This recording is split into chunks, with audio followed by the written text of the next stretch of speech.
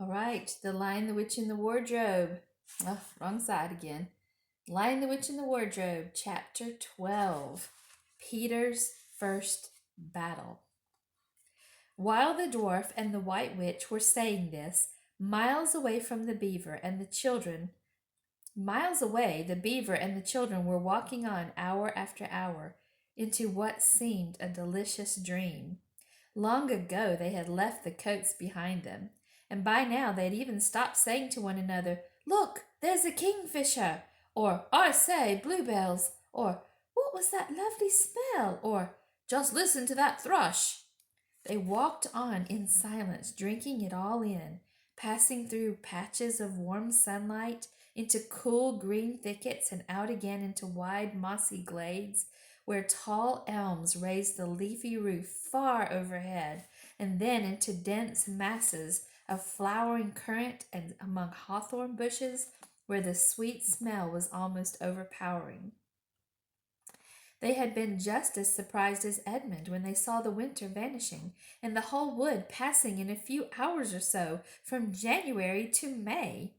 They hadn't even known for certain, as the witch did, that this was what would happen when Aslan came to Narnia.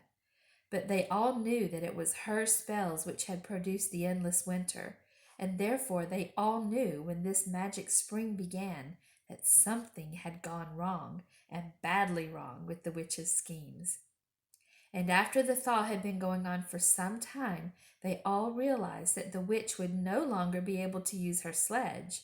After that, they didn't hurry so much, and they allowed themselves more rests and longer ones. They were pretty tired by now, of course, but not what I'd call bitterly tired, only slow and feeling very dreamy and quiet inside, as one does when one is coming to the end of a long day in the open. Susan had a slight blister on one heel. They had left the course of the big river some time ago, for one had to turn a little to the right, that meant a little to the south, to reach the place of the stone table. Even if this had not been their way, they couldn't have kept to the river valley once the thaw began, for with all that melting snow the river was soon in flood, a wonderful, roaring, thundering yellow flood, and their path would have been under water. And now the sun got low, and the light got redder, and the shadows got longer, and the flowers began to think about closing. "Not long now," said Mr. Beaver, and began to lead them uphill across some very deep, springy moss. It felt nice under their tired feet, in a place where only tall trees grew, very wide apart. The climb, coming at the end of the long day, made them all pant and blow, and just as Lucy was wondering whether she could really get to the top without another long rest, suddenly they were at the top. And this is what they saw. They were on a green open space from which you could look down on the forest, spreading as far as one could see in every direction, except right ahead. There, far to the east, was something twinkling and moving.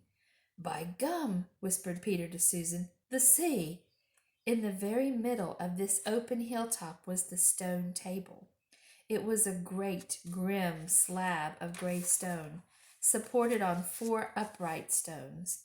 It looked very old, and it was cut all over with strange lines and figures that might be the letters of an unknown language.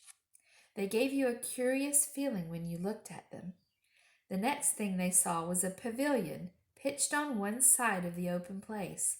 A wonderful pavilion it was, and especially now when the light of the setting sun fell upon it, with sides of what looked like yellow silk and cords of crimson and tent pegs of ivory, and high above it, on a pole, a banner which bore a red rampant lion fluttered in the breeze which was blowing in their faces from the far-off sea.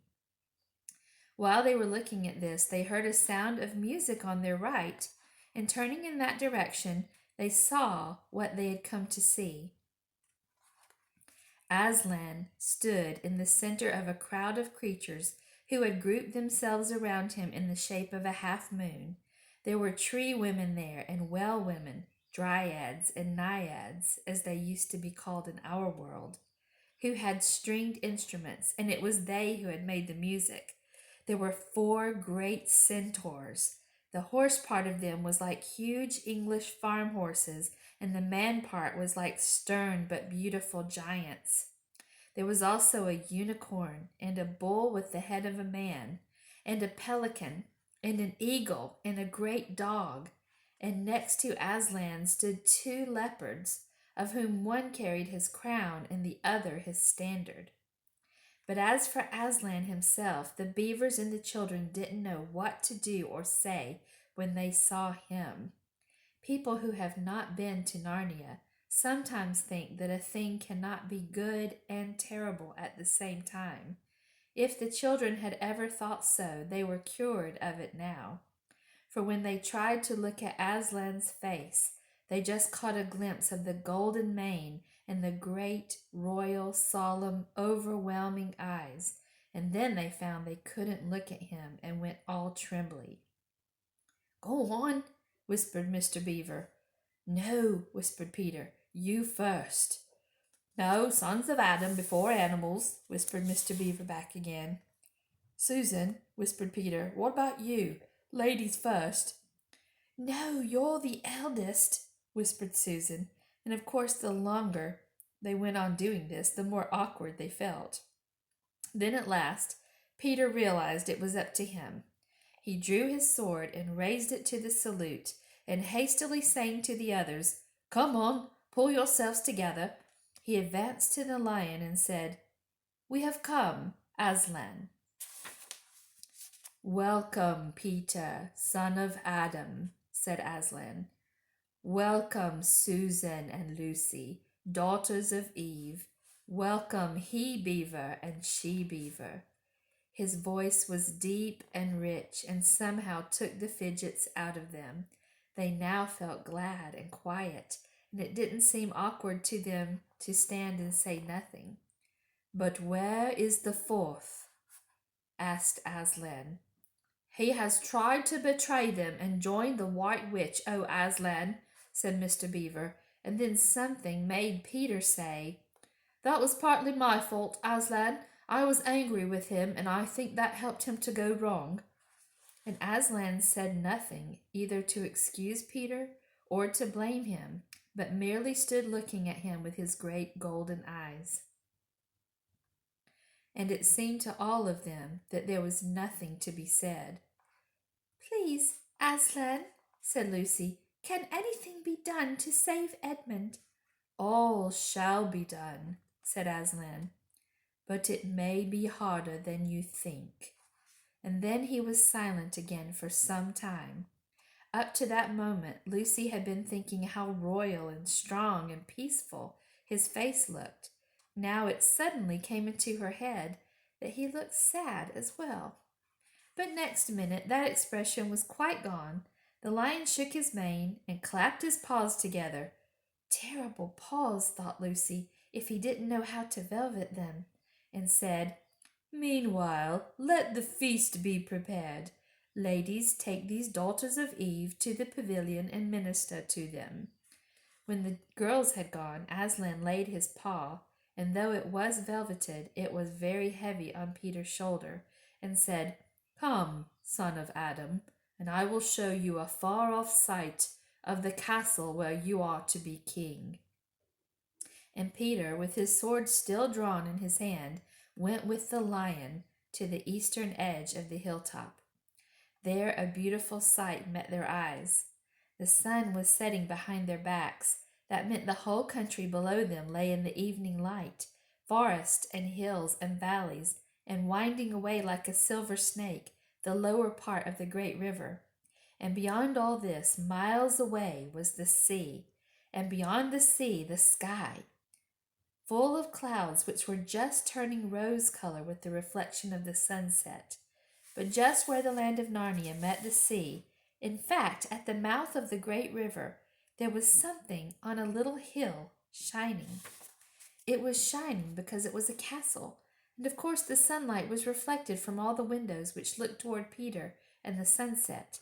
But to Peter it looked like a great star resting on the seashore.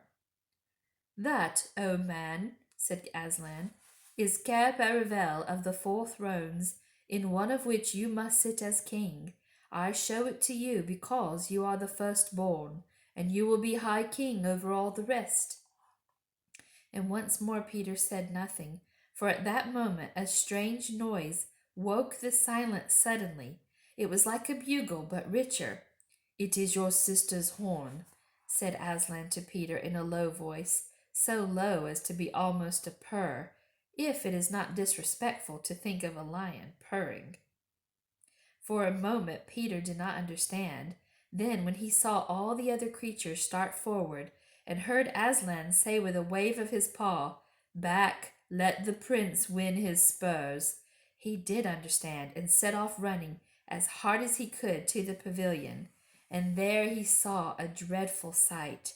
The naiads and dryads were scattering in every direction. Lucy was running towards him as fast as her short legs could carry her, and her face was as white as paper.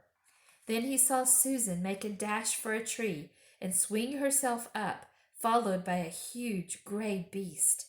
At first Peter thought it was a bear. Then he saw that it looked like an Alsatian, though it was far too big to be a dog. Then he realized that it was a wolf standing on its hind legs with its front paws against the tree trunk, snapping and snarling. All the hair on its back stood up on end. Susan had not been able to get higher than the second big branch. One of her legs hung down so that her foot was only an inch or two above the snapping teeth.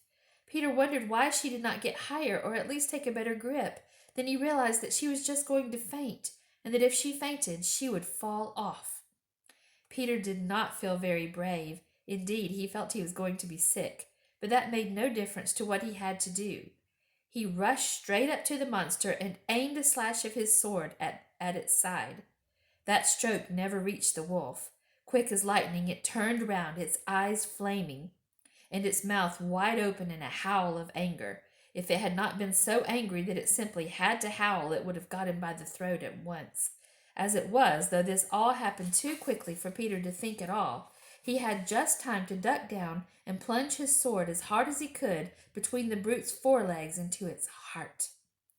Then came a horrible, confused moment like something in a nightmare. He was tugging and pulling, and the wolf seemed neither alive nor dead, and its bared teeth knocked against his forehead, and everything was blood and heat and hair. A moment later he found that the monster lay dead, and he had drawn his sword out of it and was straightening his back and rubbing the sweat off his face and out of his eyes. He felt tired all over. Then, after a bit, Susan came down the tree. She and Peter felt pretty shaky when they met, and I won't say there wasn't kissing and crying on both sides, but in Narnia no one thinks any the worse of you for that.